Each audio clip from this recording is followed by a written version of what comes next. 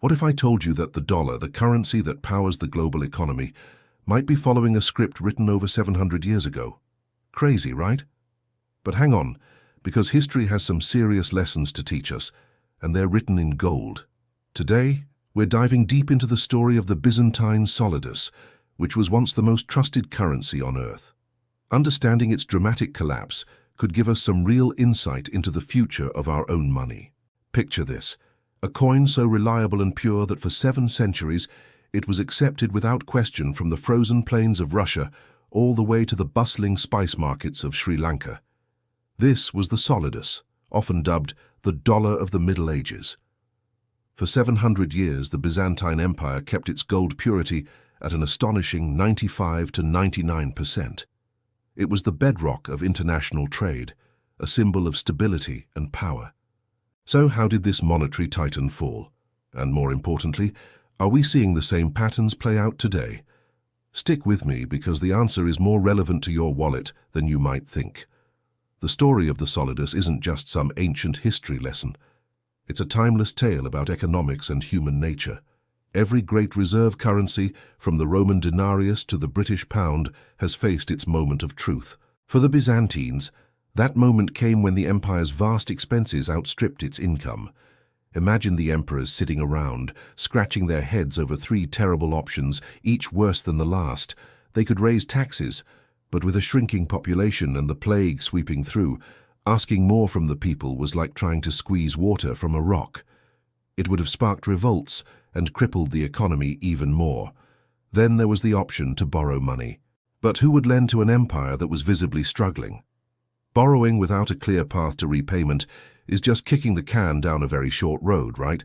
So they went for the third and most insidious option, currency debasement. They started secretly reducing the amount of gold in each Solidus coin, mixing it with cheaper metals. It was like a stealth tax, a way to create money out of thin air to pay soldiers and fund their projects. At first, nobody noticed. A coin is a coin, right? But the secret couldn't last forever. This is where the story gets fascinatingly precise. The decline wasn't an overnight collapse. It was a slow, creeping rot that took about 80 years. Think about that. A lifetime. Slowly but surely, the gold content of the Solidus plummeted from its legendary 95% purity down to a sad 33%. What was once a solid gold coin became a flimsy, gold-plated token. International merchants, who rely on trust above all else, were the first to sound the alarm. They weren't fooled by the emperor's seal. They had scales, they had tests, they knew they were being cheated. The reputation that had taken 700 years to build was being systematically destroyed. Merchants began refusing the debased Solidus, demanding payment in other forms, or simply taking their business elsewhere. The dollar of the Middle Ages had lost its credibility. The final blow came in 1204 with the infamous Fourth Crusade. When the Crusaders sacked the magnificent city of Constantinople, it was a political and military catastrophe. But the financial foundation had already crumbled. The empire was a hollow shell, its treasury empty, and its currency worthless on the world stage. The sacking was merely the tombstone on a grave that had been dug decades earlier by the emperors themselves through their policy of debasement. Nature and economics abhors a vacuum. As the Solidus faded into history, new powers were ready to take its place. The vibrant Italian city-states of Venice and Florence, hubs of a new commercial renaissance, stepped up. Venice introduced the ducat, proudly minted with 99.47% pure gold, an even higher standard than the original Solidus. Florence created its own rival, the equally pure florin. The message was clear: trust is everything. These new currencies became the standards for international trade, precisely because they were reliable. Merchants knew exactly what they were getting. The world had moved on, leaving the once mighty Byzantine Empire and its worthless currency behind. So, what's the big takeaway from this 1,000-year-old story? It's the shocking timeline. The financial collapse of the Byzantine Empire began long before its political collapse. The debasement of the Solidus started around the year 1120. The final fall of Constantinople to the Ottomans wasn't until 1453. That is a gap of over 300 years. The financial rot preceded the political death by centuries, acting as a long, slow-burning fuse.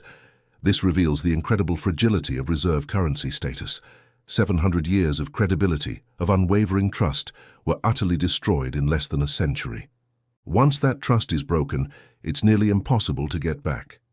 Now let's bring this back to today. The US dollar has been the world's reserve currency since the end of World War II, about 80 years. For decades, it was backed by gold, but in 1971, that link was severed. Since then, the value of the dollar has been based on one thing and one thing only: faith. Faith in the stability and economic strength of the United States. But look around. We see governments facing similar choices to the Byzantine emperors: raise taxes, take on staggering levels of debt, or print money. The national debt is skyrocketing into the tens of trillions. The Federal Reserve has expanded the money supply at a rate that would have been unimaginable just a few decades ago. This isn't a secret debasement with cheaper metals, it's a digital one, but the economic principle is exactly the same. More units of currency are created, chasing the same amount of goods and services, which ultimately reduces the purchasing power of each individual dollar.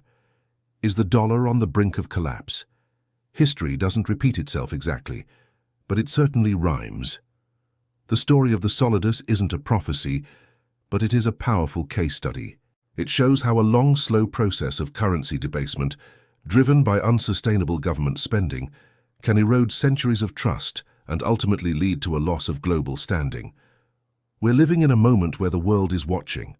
Other countries are actively looking for alternatives, stockpiling gold and exploring new systems for international trade that don't rely solely on the dollar. The silent scream of the dollar's declining purchasing power is a warning we can't afford to ignore.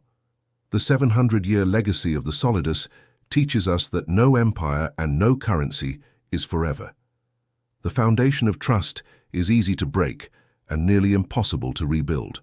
So what do you think? Are we seeing history repeat itself? Are we at a tipping point?